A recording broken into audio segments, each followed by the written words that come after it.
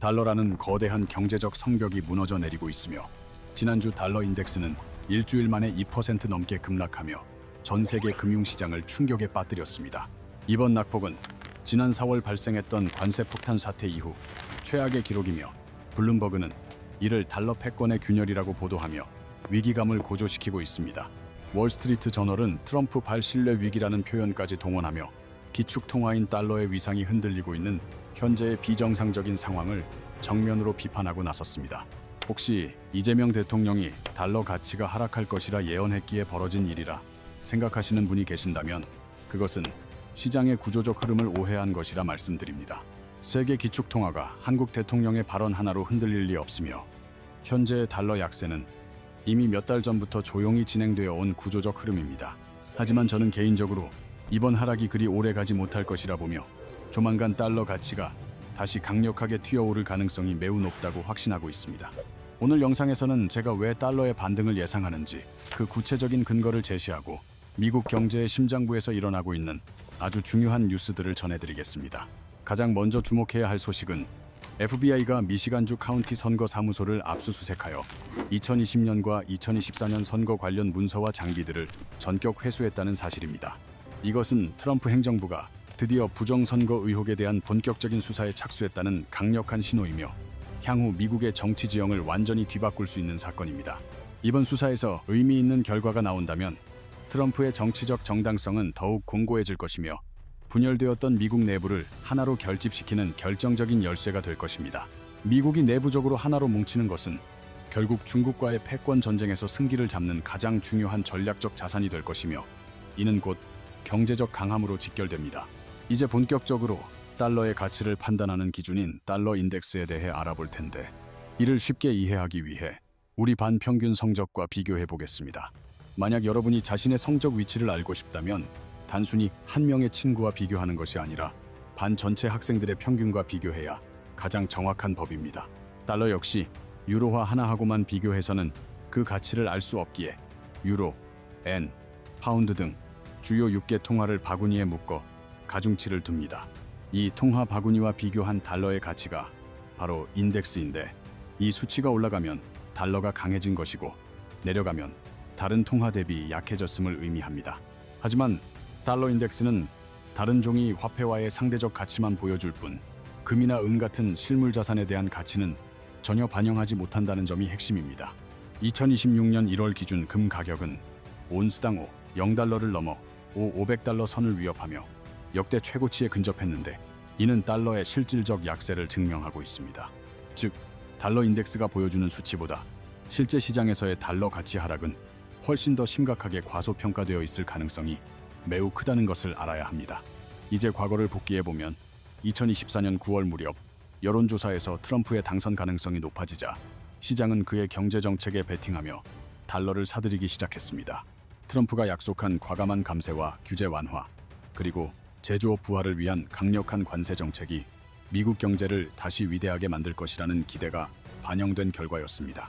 2025년 1월 트럼프 대통령이 취임할 당시 달러 인덱스는 그의 경제 정책에 대한 시장의 강력한 믿음을 바탕으로 2년 만에 최고점에 도달했습니다. 대통령이 대규모 관세 정책을 전격 발표했을 때 지지자들은 이를 중국의 불공정 무역에서 미국 제조업을 해방시키는 해방의 날이라며 환호했습니다. 그러나 월가와 글로벌 금융 엘리트들은 지난 30년간 누려온 글로벌 경제 구조가 흔들릴 것을 우려하며 트럼프의 행보를 매우 부정적으로 평가했습니다. 이들은 중국의 저렴한 노동력으로 제품을 생산해 미국에 비싸게 팔아온 수익 구조의 최대 수혜자들이었기에 트럼프의 보호무역주의에 거세게 반발했습니다. 언론들은 트럼프가 경제를 망치고 있다는 기사를 쏟아냈고 시장은 일시적 패닉에 빠져 달러 가치가 급락하는 혼란스러운 상황이 연출되기도 했습니다.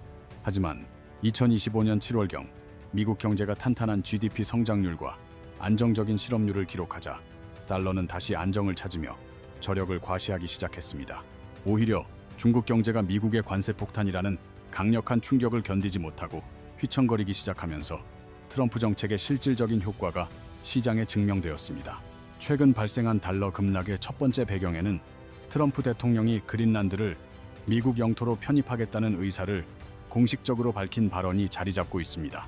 언론은 이를 제국주의적 망상이라 비난했지만 본질적으로 그린란드는 전기차와 미사일의 필수적인 히토류가 엄청나게 매장되어 있는 전략적 요충지입니다.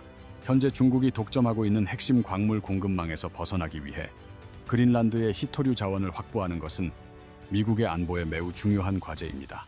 또한 기후 변화로 북극 빙하가 녹으며 열리는 새로운 북극 항로의 핵심 거점으로서 그린란드는 미래 물류 주도권을 쥐기 위한 필수 지역입니다. 군사적으로도 러시아와 중국을 동시에 견제할 수 있는 최적의 위치를 점하고 있기에 트럼프의 발언은 철저히 미국의 전략적 이익에 기반하고 있습니다. 시장은 이러한 거친 발언에 일시적으로 불안해하며 달러를 매도했지만 장기적으로는 미국 우선주의를 강화하여 국력을 키우는 긍정적인 방향이라 볼 수 있습니다.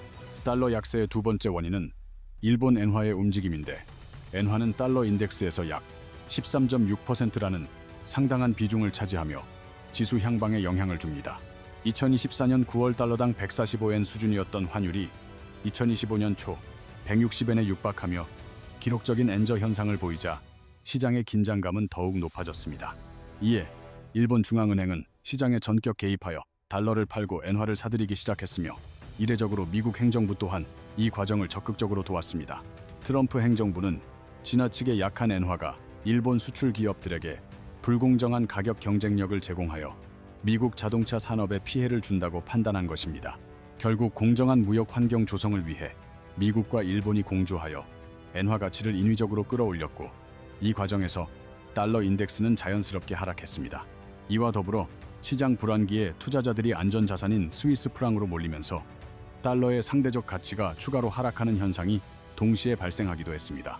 달러 하락의 세 번째 원인은 미국 내부의 정치적 갈등으로 인한 정부 셧다운 위기인데 국경 수비대 예산을 둘러싼 여야의 대립이 심화되었습니다.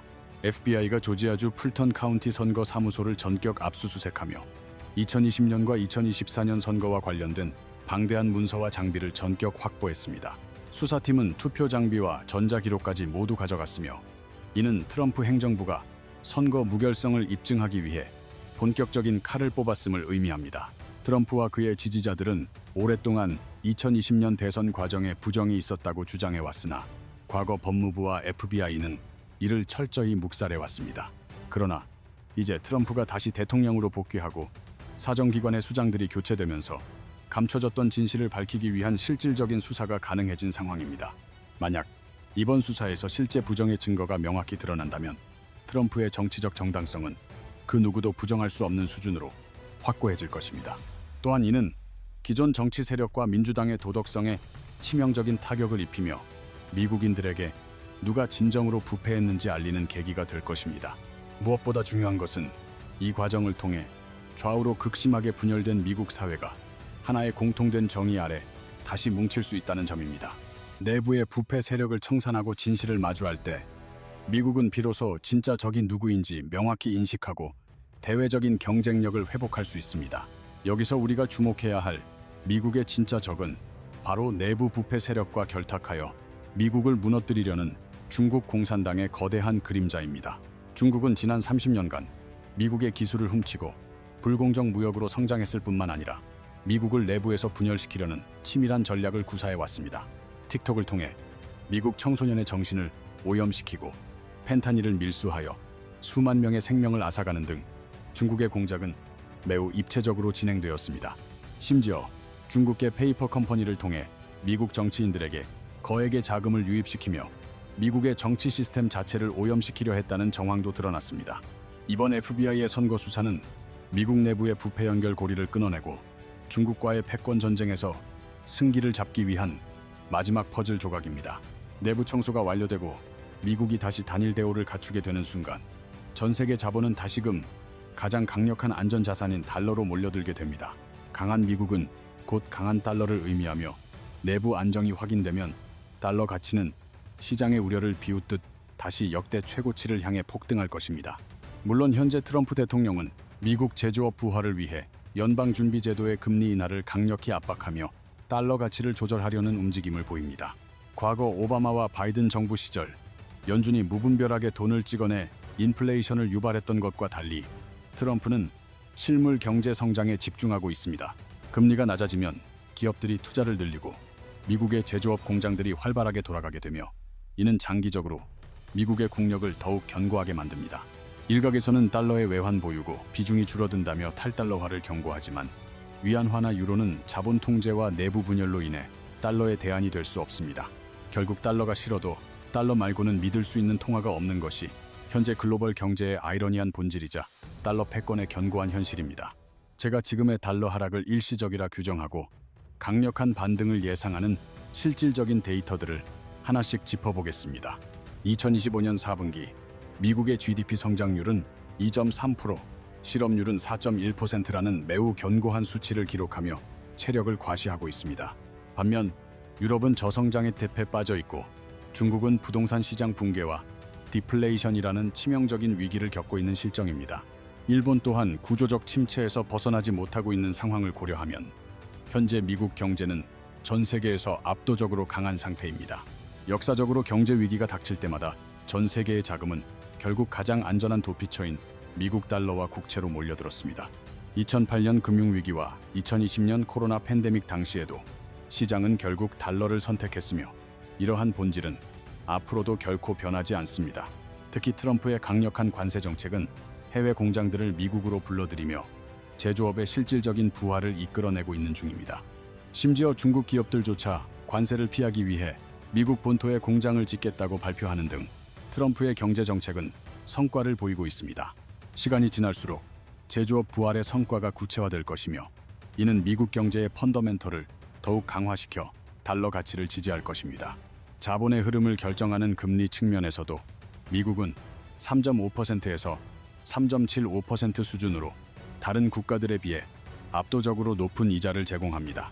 유럽의 2.15%, 일본의 0.75%와 비교하면 똑같은 돈을 투자했을 때 미국에서 받는 이자 수익이 훨씬 더 매력적입니다.